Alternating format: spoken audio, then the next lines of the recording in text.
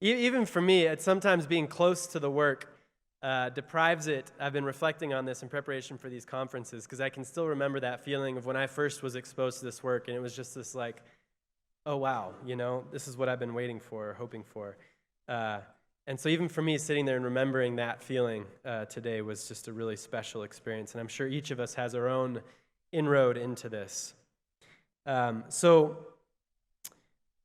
as I said earlier, we're going to hear tonight next from Ken Wilber, who's a philosopher whose work in what's called integral philosophy has had a huge impact on Father Richard and all of us at the CAC. But because he wasn't able to join us here in person, we traveled up to meet with him, with Father Richard, in January, and recorded an hour and 15-minute long conversation between the two of them just for this conference. So just so you can calibrate your how long it's going to be. Yeah,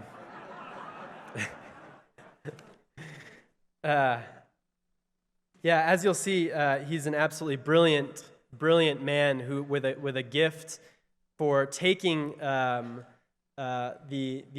really ambiguous nature of inner experience and naming it and giving us the language and the categories to help identify what a process of transformation and the transformation of human consciousness looks like. So I'm going to introduce Ken, and then at the end, I believe Father Richard will share just a few kind of reflections and reflecting back on that conversation before we close for the evening. Ken Wilber is a preeminent scholar of the integral stage of human development and is an internationally acknowledged leader, founder of Integral Institute, and co-founder of Integral Life. He originated the comprehensive philosophy Integral Theory, incorporating cultural studies, anthropology, systems theory, developmental psychology, biology, and spirituality. Integral theory has been applied in a variety of fields such as ecology, numerous books, ecology, psychotherapy, education, business, medicine, politics, sports, and art.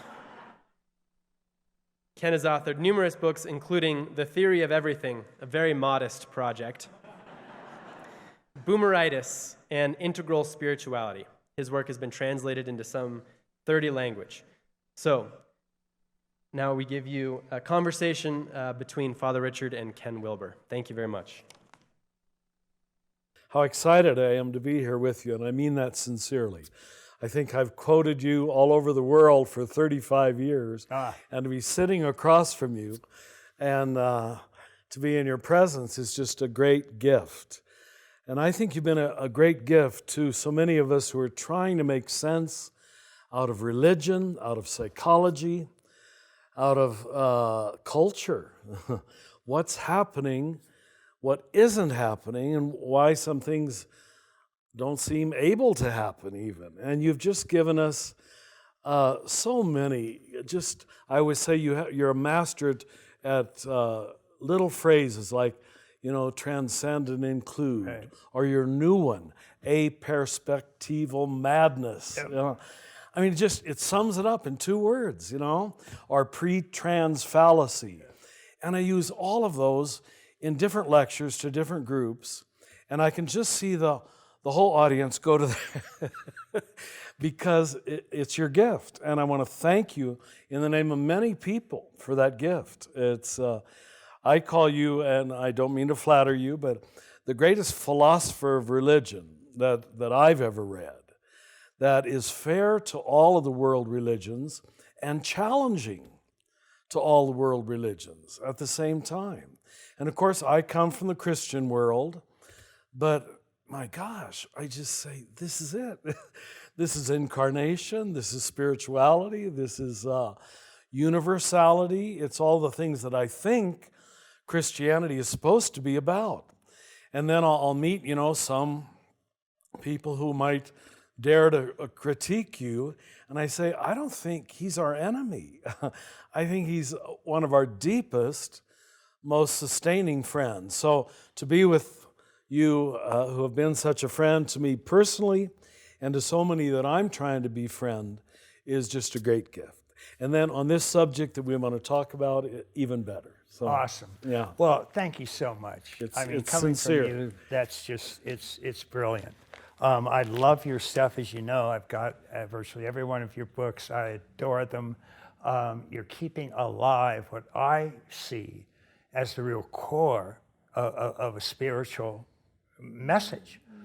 And one of the things that we start to look at, particularly in the present world, and we can start to see this, for example, right after World War II, where all of a sudden, in particular, all the world's religions got scrambled, all the world's cultures got scrambled. All of a sudden, hundreds of eggs were broken, and we just got, this sort of global omelet started to form.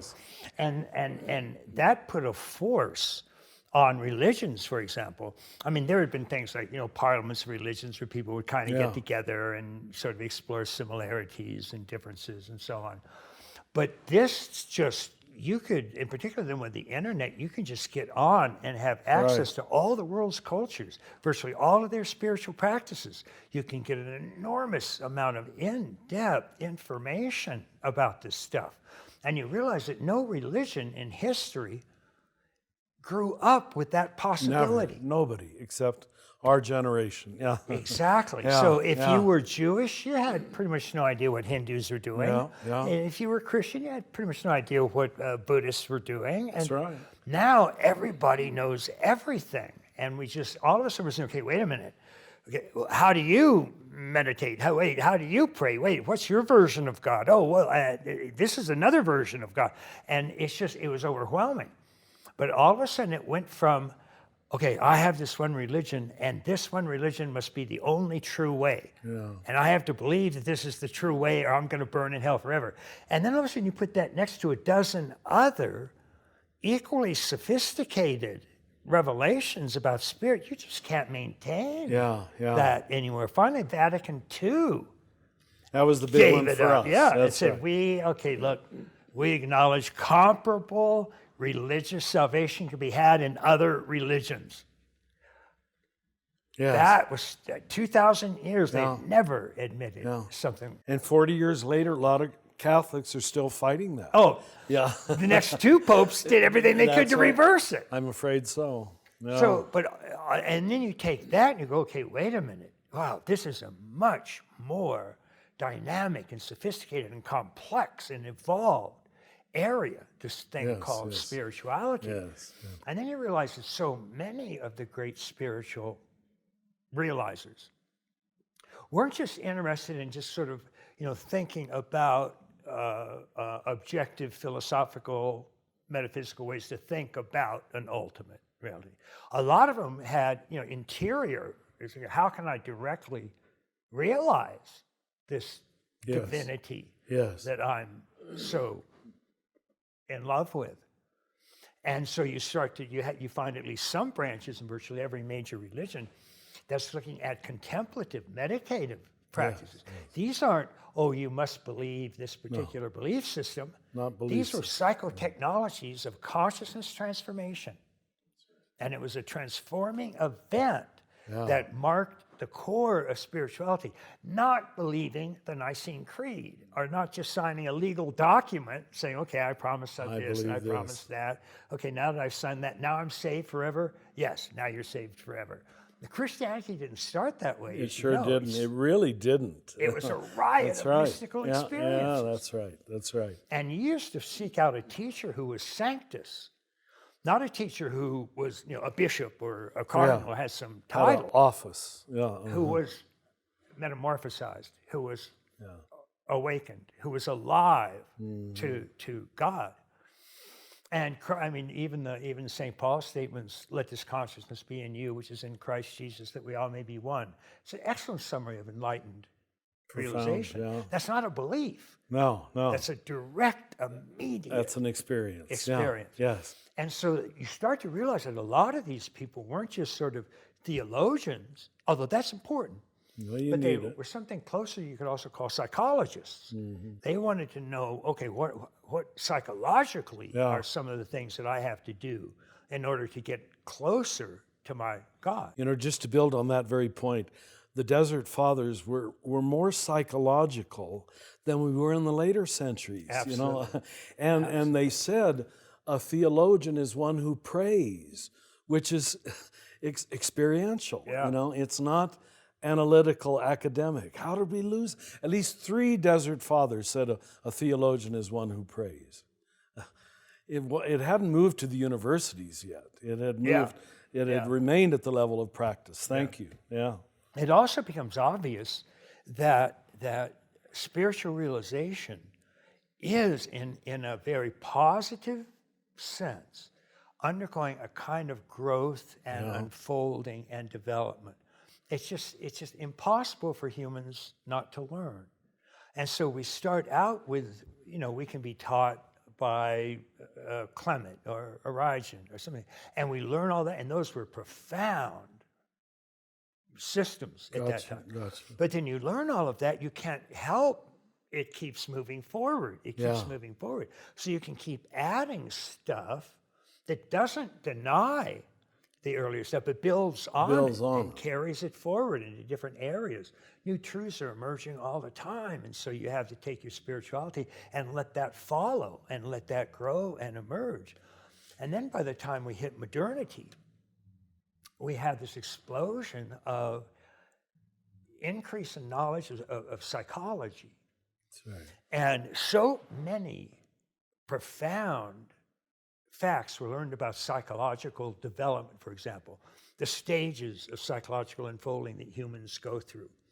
And this was a radically, for stage growth in terms of actual human growth and unfolding, this was relatively new. The notion of going through stages to higher and higher types of consciousness and awareness, this was common in most of the metaphysical, meditative, contemplative traditions.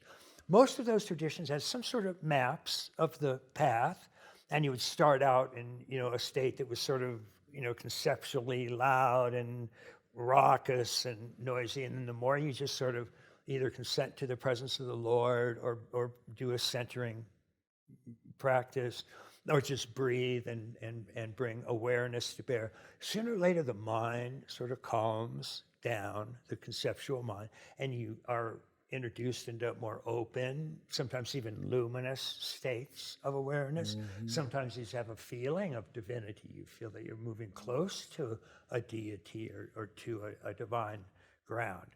Then you can go from sort of a union, a communion, to a union, to an almost identity.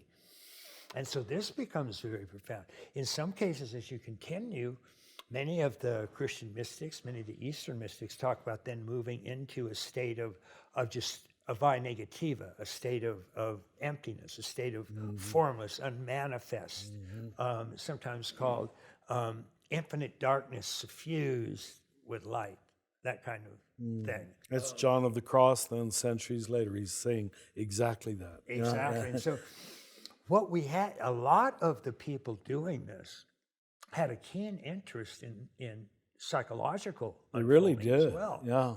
And I am absolutely convinced, if these people, certainly the Buddhists, certainly some of the Hindus, certainly Kashmir Shivas, certainly Sufis, certainly Kabbalah, certainly many of the Christian contemplatives, if they knew, for example, the results of developmental studies, let's say even James Fowler's, on how human beings develop through 6 or 7 stages of faith. Yes. Now, these aren't meditative experiences. No.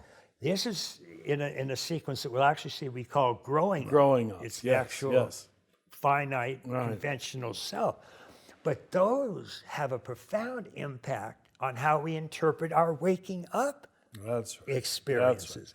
If those original founding members that were of the mystical spiritual experience tradition, if they were aware of that kind of information, there is no doubt they would include it. Can you imagine how different part of it their, would be? You know, that helped me so much growing up as a Catholic with all of our Catholic saints. And I have to admit, many times I would be very disappointed in reading the biography of a Catholic saint. I have no doubt they had an awakening experience, you know. their intense love of God and certitude about God as love or whatever. And yet, I won't name names, but I can think of two of them who were anti-Semitic. You know, and you say, how can that be?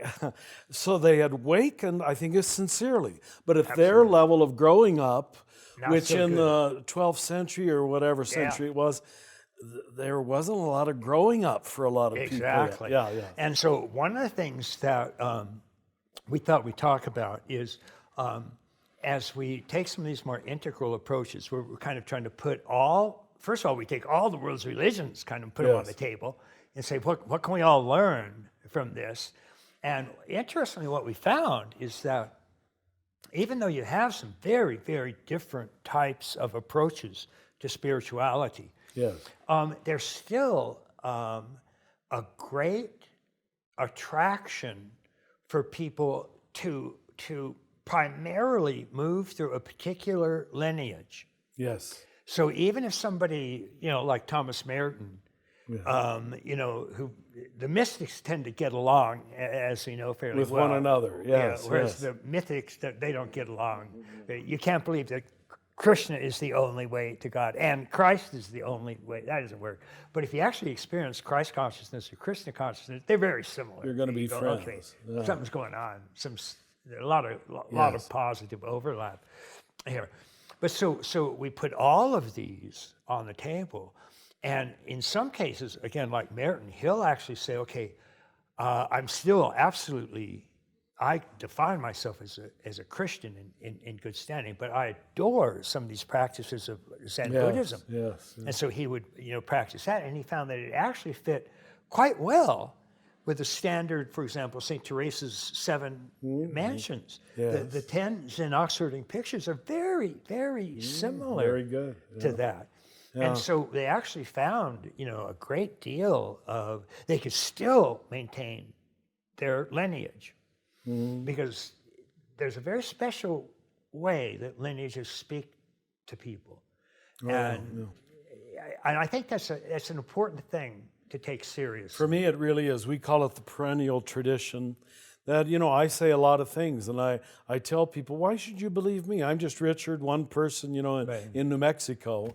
But if I can say, the reason I can talk with this authority is because I'm a part of this lineage. Right. Now, our Catholic word for that was tradition, but tradition with a big T, and not this little t traditions, which most of us get lost in. Right. Just to throw in one thing now. Jesus himself, who's supposed to be the founder of the firm for us, he has at the beginning of his longest listing of parables, this first primary parable on 4 kinds of soil. I mean, there it is. It's like a brilliant psychology straight from Jesus. He says you can throw out the seed of the word and it's going to be received on 4 different levels. Spiral dynamics, first century, And then we come along and talk about it now and we sound like some, I don't know what. Yeah. But I have confronted Catholics, Christians with this. What do you do with the 4 kinds of soil? When I studied philosophy, we had a professor who made us memorize a Latin phrase. And he just put out his hand when it was time for us to repeat it again, and we would parrot it back to him. I'll impress you with my Latin. Quid recipitur ad modum recipientis. It means whatever is received according to the manner of the receiver. And now, and it took us this long to say, oh yeah, that's true. That's really true. And 2 people can say the same thing at the amber level and at the turquoise level, and it means 2 different things. Absolutely. And is heard 2 different ways. Well, this is one of the main things that those of us who are kind of looking at it a little bit more comprehensive way to look at spirituality. Now, we maintain that we're not denying any of the truths. You don't need to. The way evolution works, it transcends and includes. Right. It transcends and includes. It transcends and includes. And that, to me, that's spirit in action. That's right. So it's not anti-spirit, it's spirit in action. So even things like atoms to molecules to cells to organisms, those, it starts out, there's atoms, and then molecules transcend them. Molecules go beyond them. But they also include them. That's right. They That's right. enfold them. They embrace them. And then there's molecules running around, and then cells, all of a sudden molecules come together and the cells emerge. Yeah. Cells transcend molecules, but they embrace them. They include them. Yes. And same It's with evident multicellular in the whole organisms. world. Yeah. And that's just what Yeah. happens. And the universe is winding up. It's not winding Yeah. down.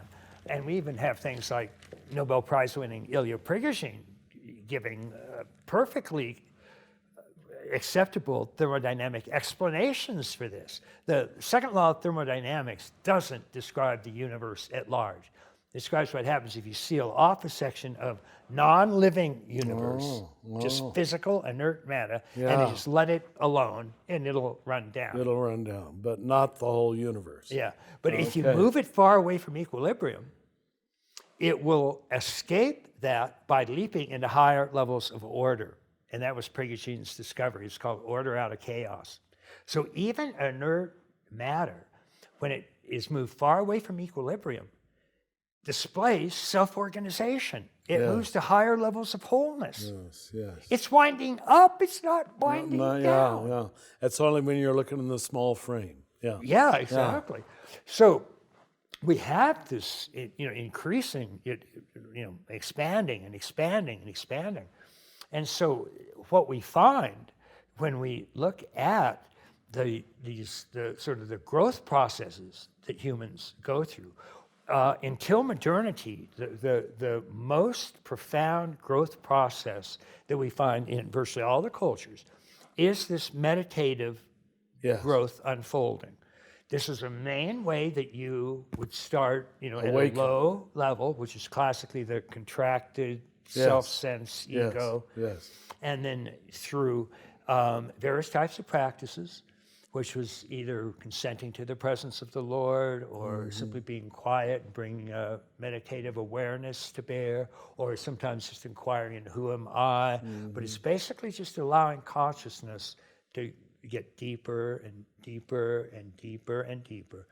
And as we do this, there's a very profound expansion of awareness from this narrow individual Constricted self. through various stages that most of the traditions have their versions of sort of different stages of development, until something resembling St. Teresa's seventh mansion, which is, and of course, the Orthodox tradition defines it as theosis, of an actual becoming one with God. And of course, the Christian mystics would agree with Absolutely. something like that. Although the normal Christian in the pew on the church corner doesn't know that. Has no clue Has about never been told that. No, And that's the big tradition. Yeah. it. That was a little bit of a disaster, because they were doing nothing Absolutely. but growing up Yeah. at that point. No waking up. And that was disastrous. So, and you find the same thing again in the Eastern tradition. It's true. You're in the Eastern tradition, you wake up and go, oh my God, I finally discovered I'm God. Now, if you say that too loud in the Protestant tradition, psychiatrist, psychiatrist, if you say that to a Vedanta or Buddhist or Taoist, they'll go, congratulations, what took you so long to figure that out? Yeah. But we put all of these on the table, and what really started to show up is that, first of all of these maps that were left, in the St. John of the Cross leaves a map of divinity, St. Teresa, Victorine mystics, the Desert Fathers. Yes. And same with Zen, same with Vedanta. We have these sort of maps of meditative unfolding. And again, it tends to go from very narrow to a radically infinite, eternal, all-inclusive awareness that human beings have access to that. And that was our fundamental map of growth for most of the centuries. right up until the Western Very recent. Enlightenment. And then all of a sudden, because the mythic God had died with the rise of modernity, and that was a simple archaic to magic to mythic to rational to pluralistic. And so as rational arose, it kicked mythic out. That's right. It was very angry at mythic. It was.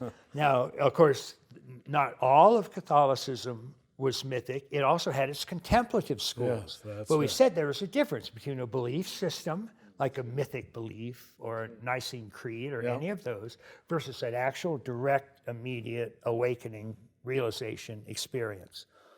So those tended to kind of be on the sideline, largely anyway. The church increasingly sort of distrusted mystical experiences. true. It's had a nasty habit of going straight from God to the soul and bypassing Mother Church. That's right. We didn't need the priesthood quite as much. That's right. They were very little You bit. had immediate access. Yeah. And if you actually went over the line and started feeling that you were sort of one with Christ, then the Spanish Inquisition would have a little talk with you. Even though you and I know that was the whole point. We know it was to deny the whole point, it blows says my it all the mind. time. I know, yeah.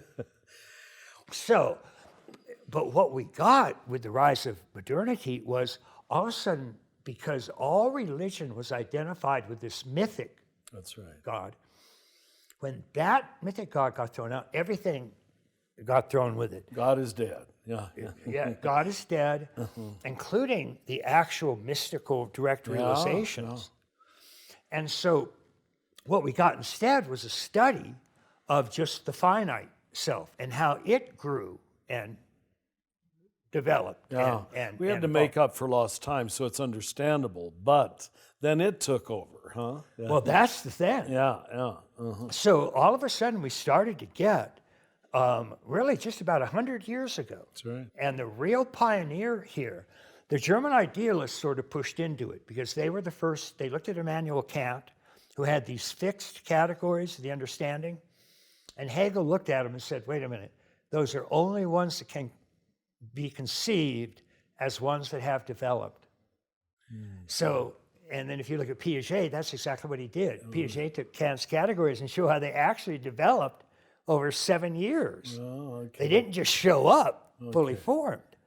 That became the extraordinary discovery of this developmental approach. And so Fichte looked at Kant, and the first thing he said was, no, we have to develop a pragmatic history of consciousness. In other words, show the actual stages of consciousness unfolding to get up to what Immanuel Kant's talking about. He's has no concept of where all of these categories came from. Yes. So they started studying that. And then Schelling put together in a very spiritual thing, which is the spirit starts out fully contained, it throws itself outward, and slumbers in nature. And so nature is spirit slumbering.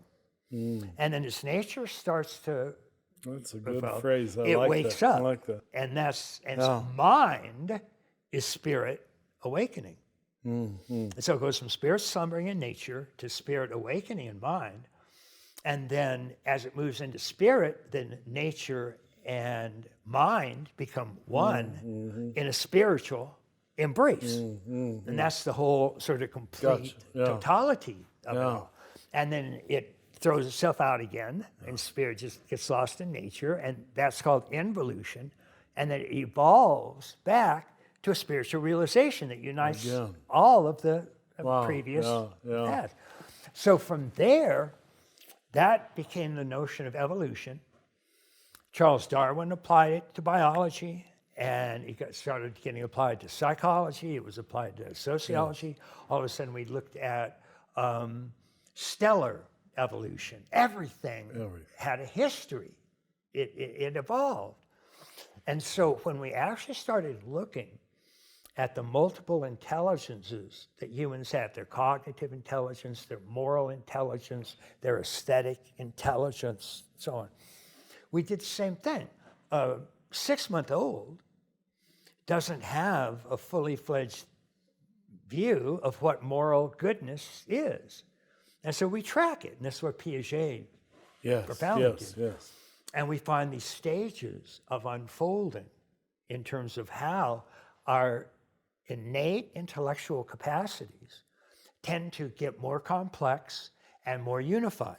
And then they differentiate, and then they integrate, and they differentiate and integrate. Just like looking at a zygote. Starts as one cell, it splits into 4, Yeah. Then those split into 8. Then those into 16. But while they're differentiating, they're being integrated into systems. Also. Yeah. So we end up with a nervous system, a muscular Yeah. system, a digestive system, a skeletal system, and so on. So we have this differentiate, integrate, Yes. integrate. That's another way of say transcend and include. And include. Ken, one of the most helpful things you've taught me and many others, I'm sure, is this distinction between waking up and growing up, and recognizing that just because you've overcome the beginnings of the separate self into union, which is, we used to call that in Catholic theology, unitive consciousness. That was the goal. We didn't use the Eastern term non-dual. Right. We were saying the same thing. Yep. Now I use the word non-dual and Christians are shocked. I Yeah, say, I know. this is our tradition. But the point I want to make that I think you made so clearly is that just because you've overcome the separate self, you haven't really confronted the shadow self, which has much more to do with growing. And we all know incidents in Buddhism and Christianity and Judaism where we have awakened people. I talked about it in the anti-Semitic saints, but awakened people who still have a lot of shadow material.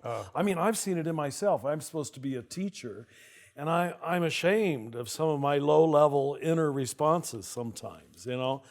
And if we don't keep doing our shadow work, Absolutely. it subverts and the whole awakening process, doesn't Absolutely. it? Yeah. Absolutely. So let me finish very briefly of that waking up and growing up, Yeah, and then we'll move please. right into cleaning up. Okay. Oh, cleaning up. I'm Because jumping ahead sort to of- cleaning up. Okay, go ahead. Kind of putting together what we were talking about was we had for some 50,000 years, possibly going all the way back to the earliest shamanic visions, Yeah. we had these notions of altered states of consciousness, higher states of consciousness, showing us deeper and deeper realities. And generally, this is not something that would happen automatically to a human being. You had to take up a practice and actually work into moving into these different states. And so whether using Eastern terms, they were called gross states, which was Evelyn Underhill's purification, her physical gross purification, or subtle states, which Evelyn Underhill called states of luminosity.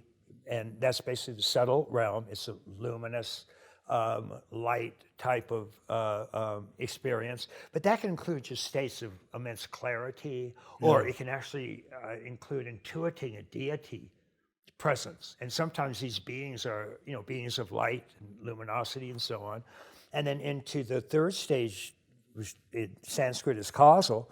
And this is just the abyss. This is just the infinite formless abyss that is sort of the source of everything that's arising and coming about.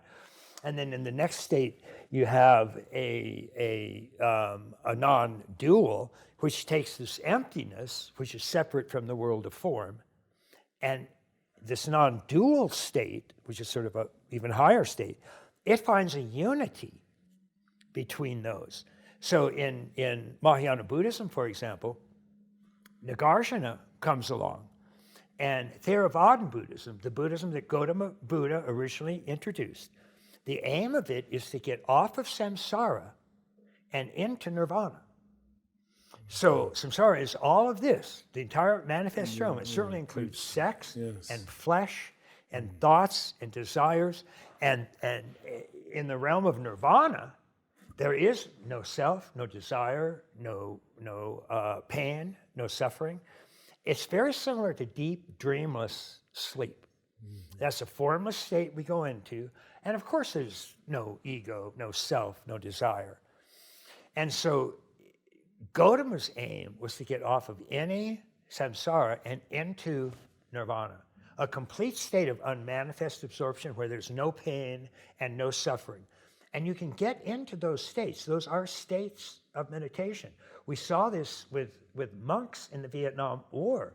They would get into this state of nirvikalpa, this state of nirvana, this state of nirod, complete cessation, formless absorption, in a lotus position. And on TV, their assistants would douse them in gasoline and set them on fire. And they would not blink as they burn to ashes. Not flinch. Unbelievable. Yeah. They're not kidding. There's no suffering, no pain. No, you can't. But there's nothing. There's no manifestation. There's no activity of a human being or anything that a human would consider interesting. And so within the Buddhist tradition, Nagarjuna, some 600-800 years later, he came along. And as a Buddhist, you would expect him to spend his time attacking Hindus. He didn't. He spent his time attacking Gautama Buddha. Really? I didn't know. He said, I'm sorry, but his central points are wrong. First of all, this separation of nirvana and samsara, he says, you can get into that state. It's a real state. I don't deny that. But it's not the highest state. If you push through that formless state, which is pure emptiness, separate from all form, then you will find a click where all of a sudden you are still aware of this pure emptiness, but you're also aware of all form arising. And as the Heart Sutra put it, emptiness is not other than form, form is not other than emptiness. That really meant samsara and nirvana are not two. Or we're not, yeah. And so the whole source of sin and suffering and pain now becomes a manifestation of spirit, not a detraction. Yeah, I call that the spirituality of imperfection, that we don't have to run away from this movement of Absolutely. life and death. Catholic theology calls it the Paschal mystery. I just want to bring this home for Christians. What you're saying is not as foreign as it might sound to some of them. No, I mean, the whole point of a true ultimate unity consciousness, it unites heaven and earth, it unites flesh and spirit. It's non-dual in the best sense. It's not opposites. It's not infinite versus finite or heaven versus earth or nirvana versus samsara. It's both of those together. That's right. So that's a profound understanding. Oh, Now here's the kicker. None of those spiritual systems understood the levels of growing up and how each of those levels will interpret those experiences dramatically differently. That's right. And so let me just give a very quick example. Most of the Western models of growing up have around 6 to 8, some have more, some have 10, 12, some have fewer, 3, 4, 5, but on average around 6 to 8 major stages of growth and development. And they all have a lot of different names. Because they can be looked at from a lot of different ways. So Gene Gebser, for example, called them archaic to magic to mythic to rational to pluralistic to integral. And generally speaking, the infant starts out at a very impulsive stage. And then as it becomes more self-aware, it develops a kind of a self-protective stage. As it starts to become aware, it's separate, it gets kind of frightened. And so it develops a safety or safe protective stage. And then out of that, because it's very self-centered at that point, it's sort of just about itself. And then one of the next major stages, it's brought together and it learns that its identity is with the whole group, not just with itself. So it becomes a very conformist stage. And it also, so it's called ethnocentric, and its cognitive capacities are mythic. So if you're That's where most of us grew up, would you say, huh? That's right. And many of the great religions were created during that mythic literal era. That's right, And then so that goes on until the rational stage emerges, which happened in the Western Enlightenment and happens in today's child at around adolescent is when rationality can first start to form. And then beyond that is the pluralistic stage. So rationality was the foundation of modernity, the age of reason. And then when postmodernity came along in the 60s, it sort of looked at science and rationality and said, wait a minute, that was us in the 60s. That was us in the 60s. Yes. And so that became the leading edge for a long time. And its values are called egalitarian or pluralism or even relativism. Yes. Because it didn't believe that because it looked at all the world's cultures and didn't just look at them through a universal scientific reductionistic lens, it found an enormous number of differences in the world cultures. And that pluralistic mind could see all of those differences, but it couldn't integrate them. That's right. So it just had stopped right there. Huh? Yeah, it had just a riot. And so it was just called multiculturalism, and all the cultures have their own truths, and you can't say one is better than another. Now, unfortunately, that pluralistic stance itself was called what's called a performative contradiction, because It's another one of your great phrases. Go ahead. well, it maintained that there is no culture is better than another, no value is better than another, except if people disagreed with them, they thought their value was the only correct way to look at it. And people couldn't see that. They Still couldn't. can't. Yeah. So they got stuck with that, which caused a lot of problems and eventually sort of brought it down. But then there was a leap from that pluralistic, which was, okay, we've got all these fragments and we see the importance of them, but they couldn't pull them together. Then there's a leap to the next major stage, which was called integral or second tier or integrated or systemic. And it could integrate the many different fragments that were found here. And Claire Graves called this a monumental leap in meaning. Yeah. And it was huge because we had never, all of the previous stages of development. Thought they were the whole show, didn't they? Yeah. They thought their truth and You values can't were the get any only better than me. truth and values. Yeah. And also when we get to integral, and it didn't. It looked at all of the others, and it intuitively felt that they all had something important There you go. Yeah. to say. At the very least, they're all stages in overall human growth and development. So when you move up to, a culture moves up to a particular stage, Yeah. everybody born in that culture is still born at square one. They still have to Got to through go through it. all of those stages. So with the emergence of this integral level, we have no precedent for this at all, because there's never been a human culture that was truly inclusive. Yeah. Green claims it's inclusive, but it's not. Green hates modernity. Green hates traditional values. We call it mean green. That mean green meme. Yeah. So here's what I want to do now, just very briefly. Again, there are many of those kinds of developmental schemes. They all have evidence for them, and they all have applicability in sort of different areas. But the point is that we look at the world through the level that we're at. It really determines. We cannot not, can we? And we have no choice. Yeah, we have no And choice. the evidence for this is just overwhelming. Yes, I agree.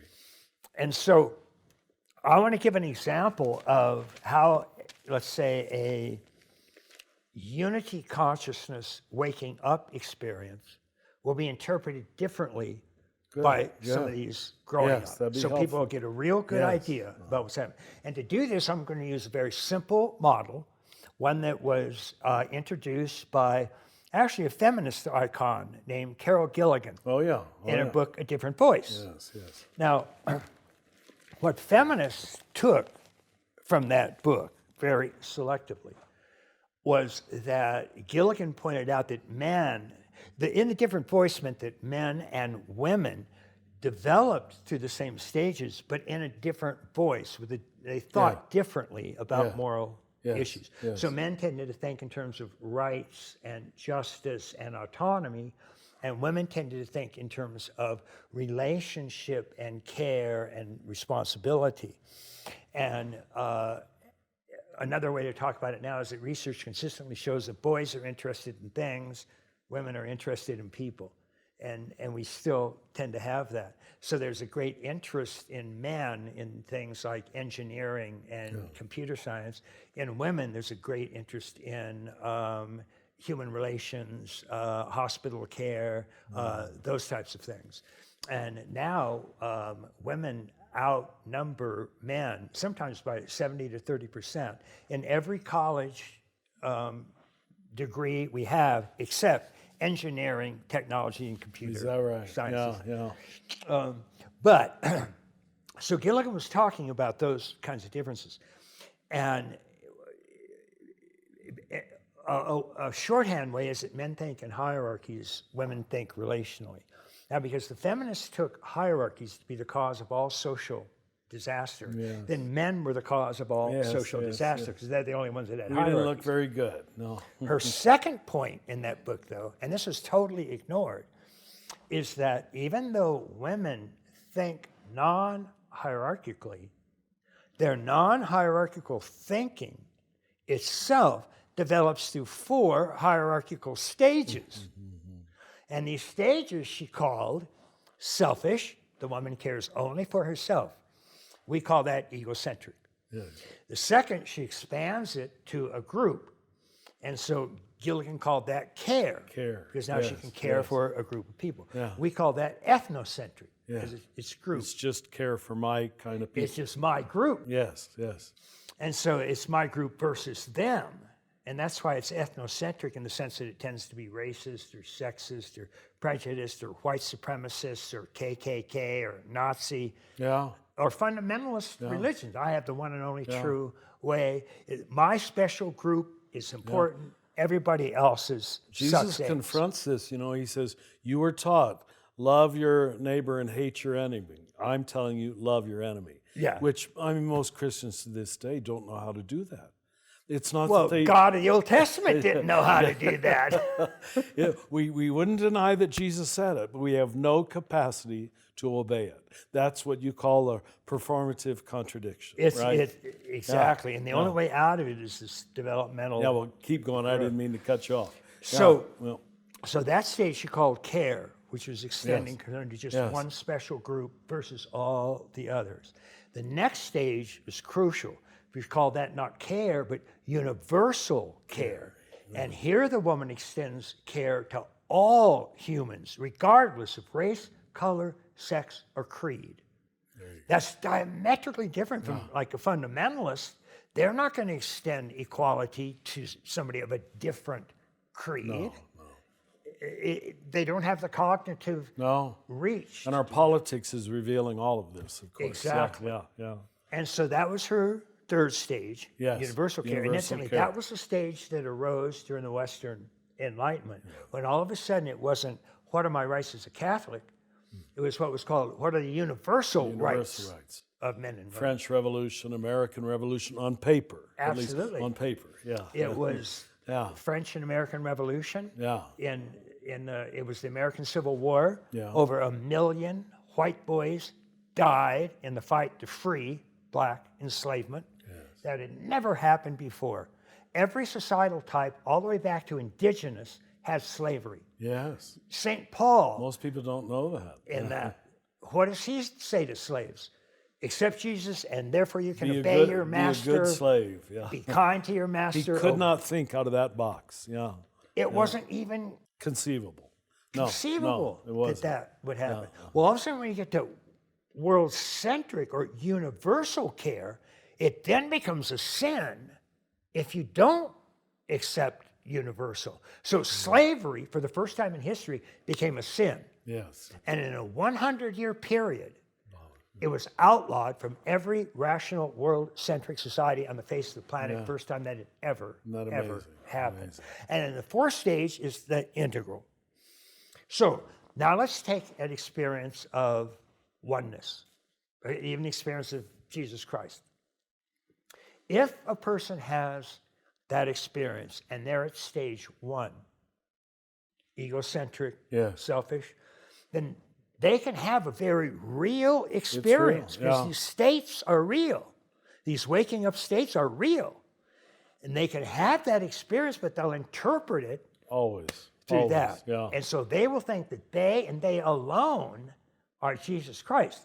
Ram Dass used to tell the story. He was just back from India, and he had had a lot of these, unity and Christ consciousness experiences and stuff like that. His brother was institutionalized precisely because he had this experience of Christ consciousness. And so Ram Dass went in to talk with him, and he said it was absolutely certain that he had had a genuine Christ experience. But he could not see that other people could have that Could have it experience. to only me. Yeah. Only me. Yeah. Not even Ramdas could have that Yeah. experience, according to his brother. So now that used to be confusing. It's not at all. High, waking up, low, growing up. Yeah, yeah. That's what happens. Yeah. Now, if you've moved to stage 2 in your growing up and you're ethnocentric, now all of a sudden this experience is something that your special group can have. And if you accept Jesus as your Savior, you can have this mystical experience of Christ consciousness only if you have accepted Jesus Christ. Any other language is not acceptable. It's only. It's not real. Now, they might think they're having this experience, but That's we know right. they're not We because know they they're don't not, accept yeah. Jesus.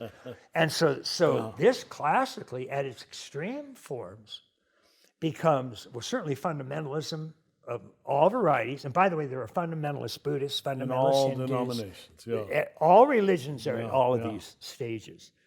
And so here, though, is, fundamentalism. I've got the one and only true way. My God is real. It has a very mythic, literal orientation. James Fowler actually calls that stage mythic, literal in his study of the stages of faith. And so for somebody at that stage, every word of the Bible is literally true. You can't question it or change it. We had those 5 fundamentals that fundamentalists went along with, and that was central. And so if it's in its real extreme forms, unfortunately, it's the cause of about 90% of the world's terrorist acts Easily. today. Yeah. And it is particularly common with Islam, but you can find it in any religion. In Buddhism, we had the Buddhist terrorists putting poison sarin gas in the Tokyo subway system. In Sri Lanka, we have the Buddhist Sinhalese Buddhists fighting with Tamil Hindus because these Buddhists think that they have the one and only correct interpretation of Buddhist Dharma. They think that they are put on this earth to protect that Dharma and to wipe out all other forms. That's classic ethnocentric, stage 2, fundamentalist, almost terrorist religion. So as we move to stage 3, which is the important one, and by the way, 60% of the world's population is at ethnocentric or lower.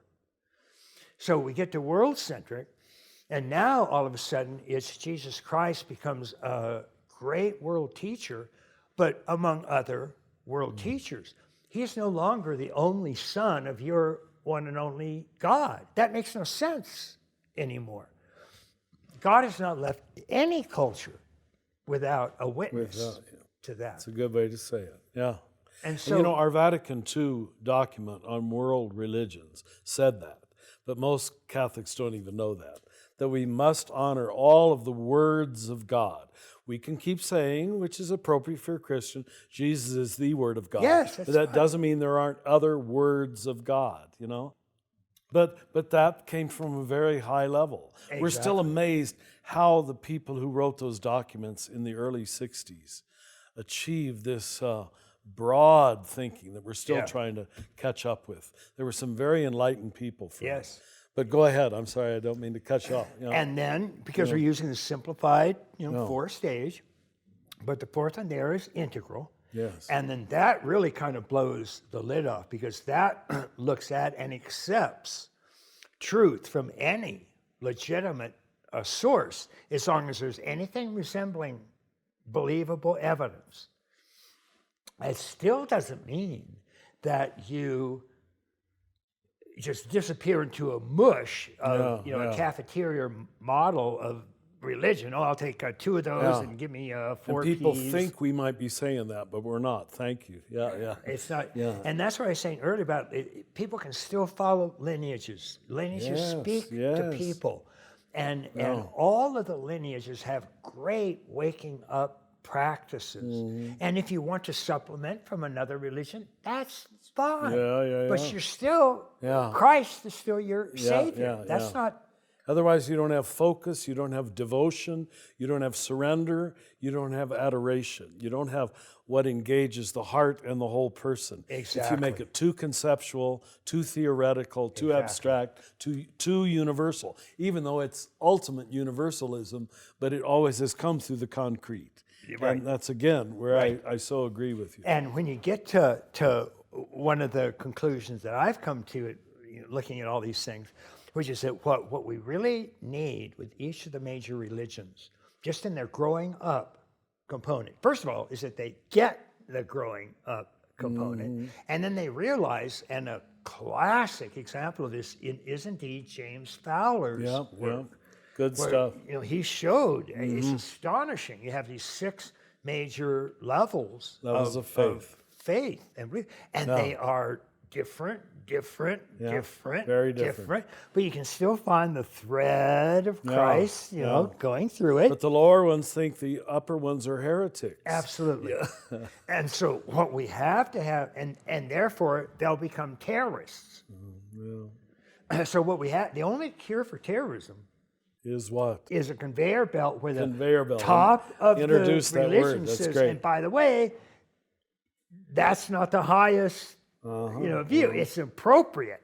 We accept it, but there are still higher stages of your religious understanding that you can go through. Yeah. And those higher ones, by the way, don't support terrorism That's right. because it's not correct. And everybody agrees on that. yeah, At that exactly. level, no one thinks that way anymore. Doesn't make sense to you.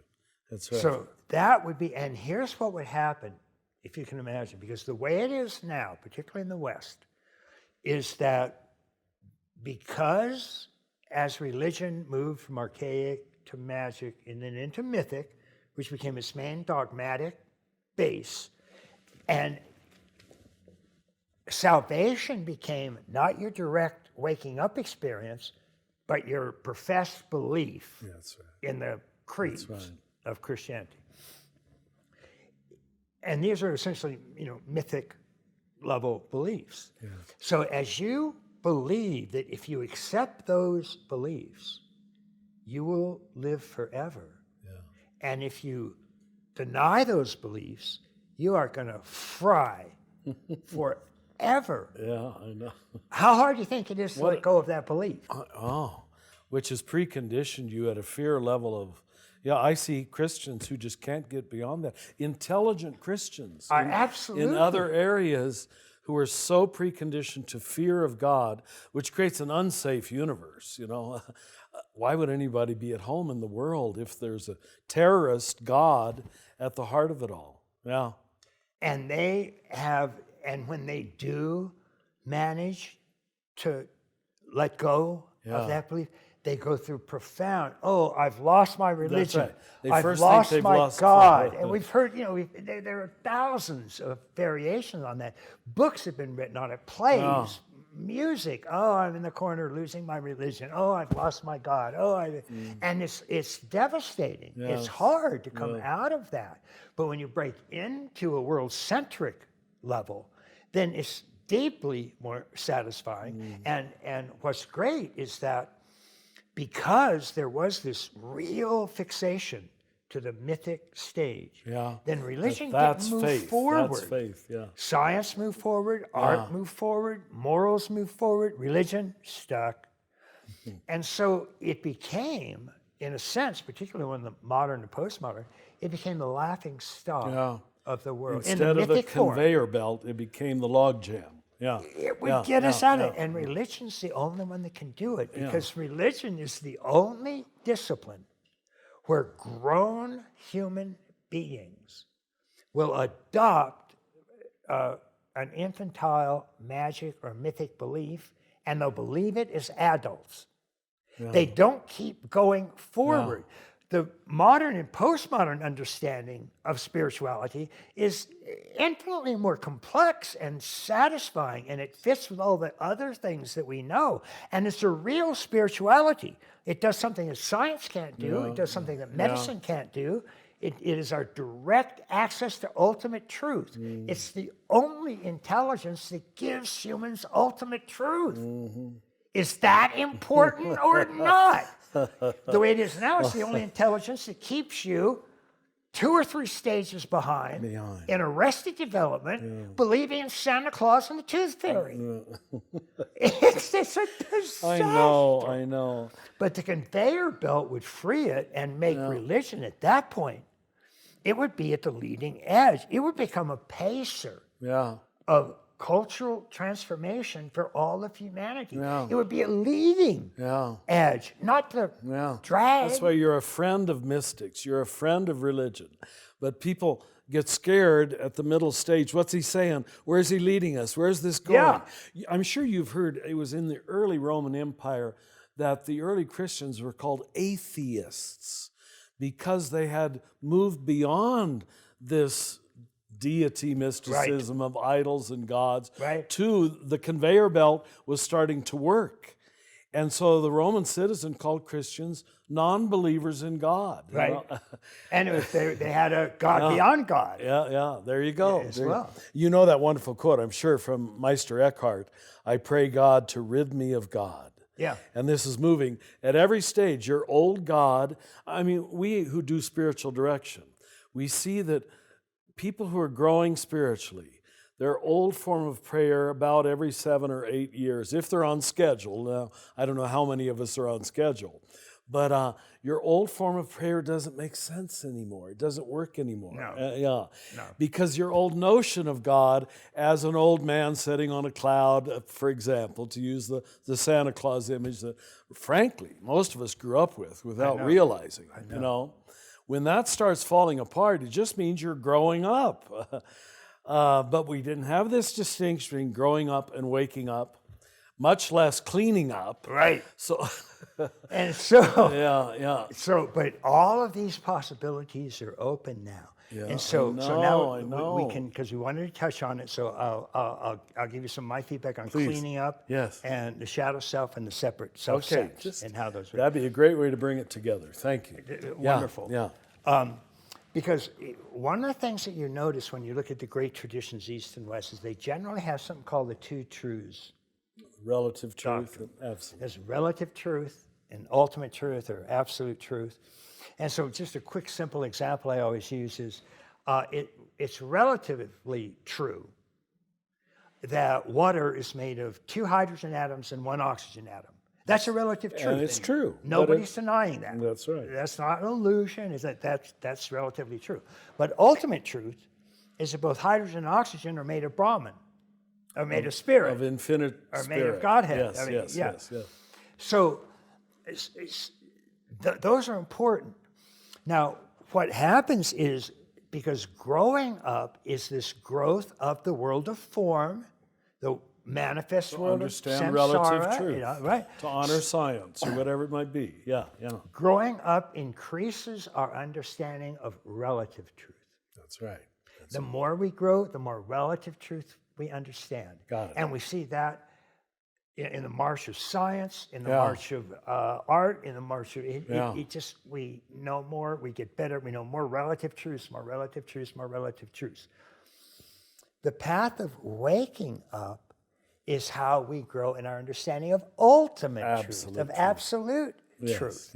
So these two developmental pathways, which, by the way, have never been brought together by any with culture this clarity, ever. Least. And then finally, the next thing to tie this all in is one of the primary sabotaging elements of growing up is the shadow self. And the primary sabotaging agent of waking up is the separate self-sense, the self-contraction. Both of these are there. Both of them are important. And we need to include both of these paths. And, of course, we need to understand our shadow self, and we need to do cleaning up with that. And we need to understand our self-contraction, our separate self-sense. Separate self. Which is it's not just the ego, but it's the exclusive identification of my awareness with just the egoic with this little self. Richard thing here. Exactly. Now, it's not just that because I'm the identification with ego isn't wrong. The wrongness is I don't equally identify with everything else. Yes. Because that's my real self, is all of this. Yeah. So I don't see a mountain, I am the mountain. I don't hear the rain, I am the rain. I don't feel the earth, I am the earth. That's my only makes sense unity. at the integral level. Yeah, yeah. Unitive level, we would call it. Otherwise, it sounds to the normal person like that's gobbledygook, you understand? But you can't blame Until them they have the experience. Until they have the experience, Right. yeah, yeah. And that's the only proof for it. Yeah. I mean, trying to prove that quantum mechanics shows it and all, Yeah. that doesn't work. Doesn't work. You can memorize all of those, and you still don't have a satori. So you've given us a way to overcome this split between science and reason and religion, that they are not in conflict. No. We can grow in relative truth. It is no threat to absolute truth. None at all. But I mean, certainly evangelical Christianity and conservative Catholicism still lives inside of that split, you know? I know. They think we are denying absolute truth. In fact, what you're just saying is giving people a clearer, cleaner path to absolute truth, you know? Absolutely. And if we see that sort of fundamental archetypal statement that that which is emptiness is not other than form, that which is form is not other than emptiness, that's also saying that ultimate and relative truth are inextricably, they're both There you important. go. Of course, of course. And so we've learned that having our relative self, our finite self, grow so that it can and understand. and take more perspectives Yes, and not just be egocentric, narcissistic, not just be ethnocentric, Nazis, KKK, racist, sexist, but world-centric and even integral. That's the level of interpretation you want to have for your unity consciousness. Because otherwise it's just going to be ethnocentric interpretation or You know, again, as a narcissistic. Christian, most of Christian history has tried to interpret the teaching of Jesus from those lower levels. He clearly talked from what you and I would call the unitive, integral level. And I almost feel like we've done a disservice to preach a gospel to Christians that they were incapable with their present operating system. We're incapable of understanding or living, which created the performative contradiction that you so well speak of. That we all know we're supposed to love our enemies. We don't have a clue or a capacity how to do that. And we live with this internal guilt. And that's as true of liberals as it is of conservatives. That's why the liberal-conservative thing isn't very helpful. Absolutely. Because both of us, maybe we so-called progressive people, think we love our enemies, you know. But in fact, usually our hatred of enemies is just much more subtle and much more disguised. And the key to being able to love your enemy as yourself is to truly understand that just as there's one spirit, there's ultimately that one self inhabiting all of us. There you and go. a good way to sort of start to feel into that is through that notion of I amness. Yes. Now, that, of course, Christ had in spades. Before Abraham was, I am. How clear It's is all through that? John's gospel. Yeah. And all the way back to God himself. I am that I am sent you. Tell them I am sent you. The And divine then Christ says, oh, by the way, I am. Well, we can feel that I amness in ourselves. I mean, if we just look at ourselves right now, and if I said, describe yourself, who are you? You say, well, I'm this tall, this much, I know this much, I went to school here, I'm married here, I enjoy this stuff. And I say, okay, fine, that's fine. Those are all things you can see. Now, while you were doing that, who was the seer of Who was that? the seer? And in the East, of course, they call it the witness. So who was the witness of that? Because the seer, you can't see. The seer is like your eye can't see itself, or your tongue can't taste itself. The pure seer can't see itself. If it sees anything, it's just another object. It's another. It's what pure the Bible self. means by the world or the flesh that is passing away. Yeah. It's a vast, vast awareness, but not any content. That's right. Awareness. And when you realize that pure I amness is what everybody feels, then when you can get in touch with that I amness, which also has a effluent an overflowing love, sort of radiance to it. And then you realize that's in somebody else, and you have that realization, it becomes not only easy, impossible not to love. It's what Merton called and I call the true self, which is a That's shareable exactly- self. exactly It's the true not self. an individualistic self, you know, and that's the overcoming of the separateness. You know? Absolutely, and that true self is one of the main big states of waking up. Yep. We're in the same direction. Absolutely. Thank you. I can't tell you how much this is going to help a lot of people. Oh, Because awesome. we just need a language that tells us we're not crazy, first of all, and that where we're going is good, and that we don't have to throw out the baby with the bathwater. No. The basic metaphors and intuitions of historic religion tend to be real. They're right with 'em. on. But until you fill them up with spirit or experience, they're not real for you. And thank you for saying And they're that. basic, Yeah, they're real, yeah. but why on earth, after spirit producing this entire evolutionary movement for over 14 billion years, why would it get up to one period in human history and then all of a sudden go, okay, I'm stopping? What? That's good. I missed that. Yeah, I thought God was entering history. Yeah. You just pulled out. Yeah. You know what I've told some people recently is if the word evolution, if you insist on that being threatening or bad, just use the word growth. What's wrong with things growing up, you know? And that's, for many people, okay, that's not such a dangerous word. And you look everywhere, the animal world, the plant world, everything grows. You know? pointed out, you Christians said you went from Old Testament to New Testament. There we go. Inclusive. What is that? There you go. Exactly. That's all we're talking a about. structural, inclusive statement about growth. Yeah.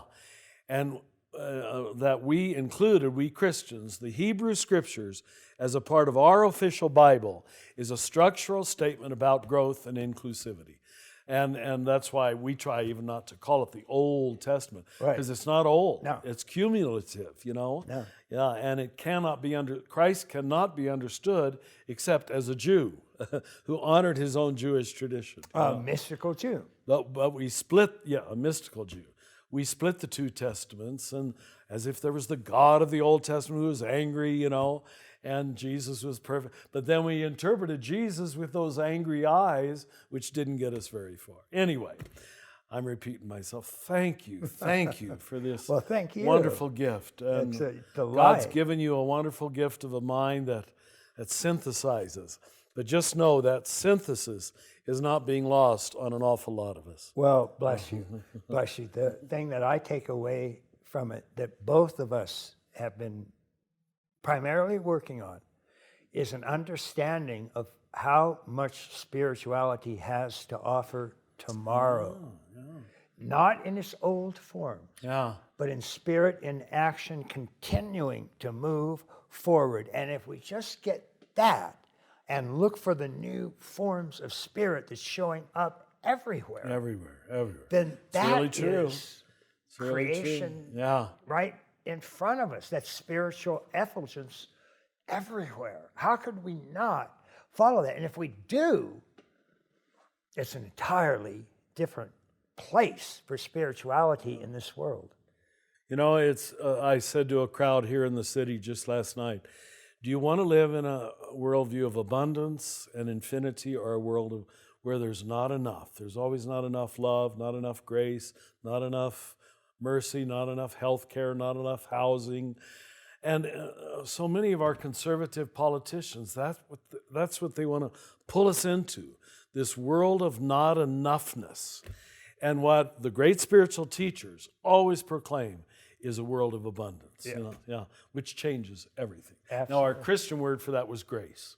So thank you for teaching us from a whole new angle about the infinity of grace. Absolutely. Thank you. And the thing is, it's no longer confined, that grace and that superabundance is no longer confined to a heaven that's not of this world. It's expressing itself in that misses the whole this point. world. There we go. Incarnation, we call that. Wow. Incarnational mysticism, kenosis, it's here. You've got it. Yeah. That changes everything. Everything. Everything. Thank you, thank Yes, you, sir. thank you. God bless you, God brother. bless you. A delight to talk with Thank you. Wow. Is this on? I forgot how good it was. I just want to say a couple things, but if anybody's got to leave, please feel free. Wow, that this is happening in our lifetime, that we can hold on to what's right and good and perennial about the past and yet build on it. There's no other future to religion unless it sees itself in evolutionary form. But again, transcend and include. If you can't include the past and see that its intuitions were correct, you have not transcended. You have not. That's not transcendence. That's just rebellion, revolution, and that's all we've had in history up to now. Always throw out the past, say the preceding church was completely wrong and never was. No preceding group was totally wrong. That's a new mind. The 2 points that I wanted to make, where he said toward the beginning how it's winding up, it's not winding down. You've got to realize in the last, 40 years, the language of Armageddon, apocalypse now, late great planet Earth, that book sold billions, late great, the whole thing's winding down, It's all going to end in not a bang, but a whimper. That has highly affected Western civilization. That Christianity basically, without admitting it, gave up its belief in the resurrection. So what he was calling winding up is, of course, supposed to be Christian belief, that this whole thing is moving toward resurrection. But you talk about giving a culture despair or hopelessness, that a lot of us, without realizing, accepted this, and it largely came from the southern part of the United States of America and was spread to the entire world, this worldview of winding down, scarcity, and so now we're the only developed country in the world that doesn't think we can have health care for all of our people. That's what you have with a worldview of scarcity, all right? There's never enough. We got to protect, we nice white folks got to protect what we have earned and what we have deserved. It creates all kind of mythologies around it. So here we think we've gone beyond the mythic universe, but because we're still really trapped within it at that stage, we just create new mythologies to our liking. And white privilege is one of those. And I'm a white boy too. But it took me most of my life to recognize that this whole thing was made to order for me to succeed. It wasn't very hard. Growing up in Kansas, where we all were homogeneous and Catholic in my area, it worked. But until we're converted from that, that's the movement from the what he calls the blue level to the orange level, out of the tribal into the beginning of rational thinking. That's the first minor death, what John of the Cross would call the night of the senses. And the major death is to move from the green to the mystical. And I would like to believe most of us in this room are moving through those. You don't even need to know the formal definitions that although if you want to read them in his book, Integral Spirituality, you can see where Ken Wilber lines up Piaget, Fowler, Kohlberg, Erik Erikson, Carol Gilligan. And you see that all of them are saying there is a direction, there's a trajectory to human growth, and it's mirrored both in the growth from an infant to a mature senior and in history itself. They mirror one another. So we're sort of young adults right now and trying to grow up to the full stature of Christ, as Ephesians would put it, if you want the Christian language. The other point I wanted to make was, one reason maybe a lot of us still resist this notion of that we share in the divine nature, which is said in 2 Peter directly, but indirectly throughout most of John's gospel. The reason we've resisted that is, first of all, it wasn't developed in the Western church. Most of that theosis doctrine of the DNA of the human person being the divine DNA was developed in the Eastern Church. And when we separated in 1054, basically those of us in the Roman Church, we didn't study the Eastern Fathers anymore, you know. Then when Protestantism came along, no offense, but you were reacting to one half of the piece of the pie, you know, which made you 1/4 of the piece of the pie. I don't mean that as anti-Protestant, but we're inside of a very small bubble. And we, because we think we're the greatest nation in the world and the most important, because we sort of produced it, it must be the truth. And it has very, very little reputation in human history, in the whole history. So, but I want to offer you this, if it'll help you. I think we confused holiness entirely with moral perfection, psychological wholeness. And we saw even grandma on her deathbed, or grandpa, well, he's still a little screwed up, and and she's not very kind all the time, so how can she be the image of God? I mean, I'm just trying to make it real. And we looked at ourselves, and we were sort of ashamed of some of our more base motives and so forth. So we didn't look like the divine image. But how it was developed in the the early Eastern Fathers and more in the Eastern Church, was this had nothing to do with psychological, moral perfection. It had to do with, forgive the big, ontological identity, that you are objectively, metaphysically, theologically, ontologically created with the divine DNA, every one of you in this room. It absolutely levels the playing field. Now, the way they develop that, I hope it'll help you and make sense to you. That wonderful phrase in Genesis 1, 26, 27, where, first of all, the plural pronoun is used. I talk about that in my Trinity book. Let us create in our image. I just talked to a Jewish friend last week, and he said, we always wondered why it said that. Why was a plural pronoun? As if there's some kind of communion, relationship, community inside of God. But that's not really the point I want to make. The point I want to make is let us create in our image and likeness. So for a good 500-year period, one of the most favored doctoral thesis subjects was, what do those two words mean? What does image mean? What does likeness mean? And everybody came up with their opinions. This was the eventual consensus. Image is granted universally, objectively at the moment of your conception. As Ephesians says, you were chosen in Christ before the world began. The problem was solved from the very beginning. You are saved in Christ objectively, collectively. God is saving history. God is saving the whole. That was much stronger believed in the first 4 centuries than later, when we got into Dante's Inferno and so forth. Likeness, or similitudo in Latin, similitude, we would say, this was your personal, subjective appropriation of the objective identity. Okay, God? So objectively, we've all got the same image. That should have been the destruction of all racism, sexism, homophobia, classism. It doesn't make a bit of difference. We are absolutely equal.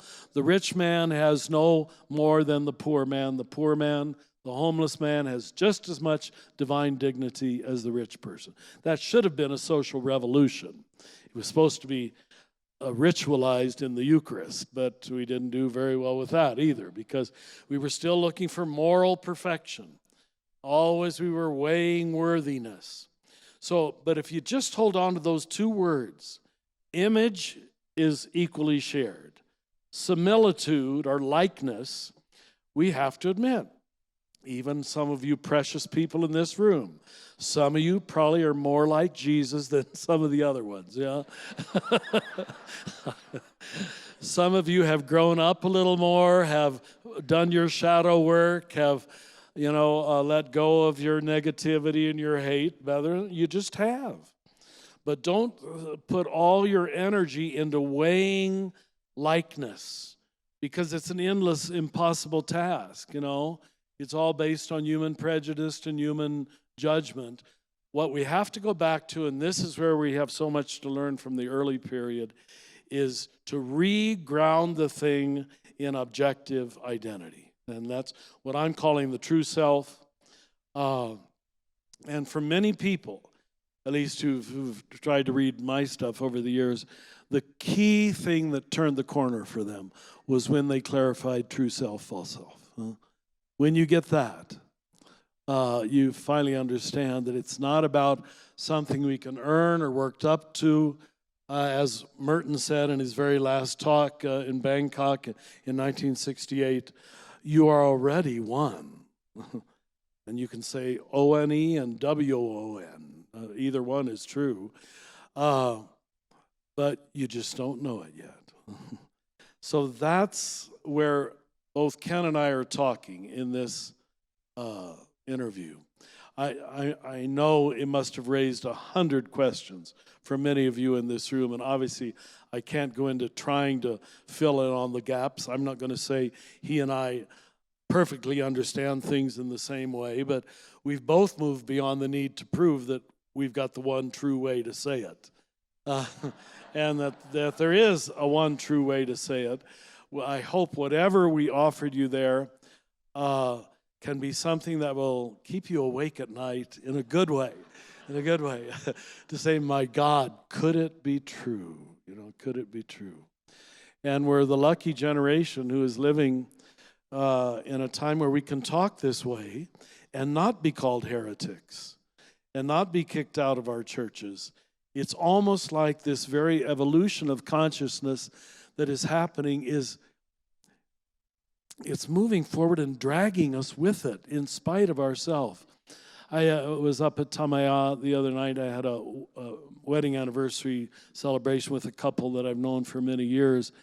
And at this beautiful dinner we had together, they had a little 9-year-old girl and a little 14-year-old girl. And I left, driving back to Albuquerque here, just feeling so elated because I had sat with a family of such immense maturity. And to see that kind of maturity in a 9-year-old girl, well, she just got it from her parents who've, been thinking this way. I've known them for 30 years, I guess, and they operated their marriage this way. They live this way, and these little girls have already picked it up by osmosis. Do you understand? They said, we don't teach them anything. The kids just watch the way the parents talk to one another. And it's so inclusive, forgiving, compassionate. This is happening. So I want to give you hope of heaven. I want to give you hope of resurrection. Because what we're facing now, certainly in this United States of America, is a seemingly bottomless cynicism. It's showing itself at every level of our society. Just a spirit of dismissal that is leading us to just make up words, make up truth, make up reality. You can't build a civilization when everybody is so individualistic and so narcissistic that they create their own reality. We have to create a collective. And I believe the true gospel gave us the basis for a collective by an absolute proclamation of equal and universal dignity. Again, it doesn't mean you all appropriate it equally, but you have no theological basis for looking down on anybody,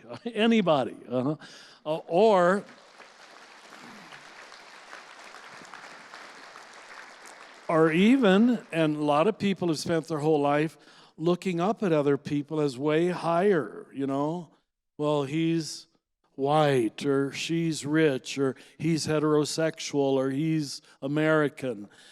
Both directions. You don't have to look up or down, just look across, And it seems to me the true biblical message in its fullness is a great horizontalization of the world, and we're a part of it. So have a good evening. Thank you.